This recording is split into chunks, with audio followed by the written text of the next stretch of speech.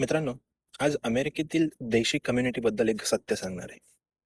तर जे ऐकायला थोडंसं कडू वाटेल, पण इथलं ते 100% वास्तव आहे. तर भारतातून आपण जेव्हा हजारो मैल दूर येतो आणि तेव्हा आपल्याला कोणी मराठी किंवा भारतीय माणूस भेटतो, तर तेव्हा सुरुवातीला आपला आनंद गगनात मावत नाही. वाटतं की परदेशात आपल्याला हक्काची माणसं मिळाली. पण जसजसा वेळ जातो, तसतसा या नात्यामधला एक वेगळाच पॅटर्न समोर येतो.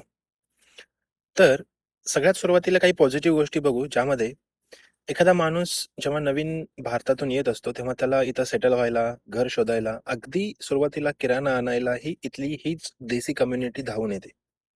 सण उत्सवामध्ये एकत्र येऊन ढोल ताशांचा जल्लोष करणं किंवा संकटाच्या वेळी मदतीचा हात देणं असो, तर ही आपली माणसं एकत्र येतात. पण एक जे हॉनेस्ट ट्रूथ आहे, तर भारतामध्ये जी एक तुलना आणि स्पर्धा आहे, ती ही देशी कम्युनिटी आपल्यासोबत अमेरिकेतही घेऊन आलेली.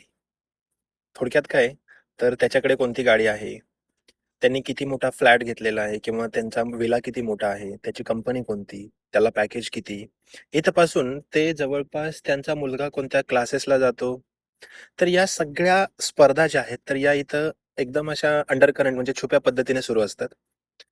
तर काही वेळा इथं अनेकदा असं होतं, की जे काही ग्रुप्स बनतात, तर ते ग्रुप्स जवळपास स्टेटस बघून किंवा तो आय-टीमध्ये आहे, नॉन आय-टी आहे किंवा तो कोणत्या भागातून आलेला आहे इंडियाच्या. तर या सगळ्या गोष्टींवरून ठरतात.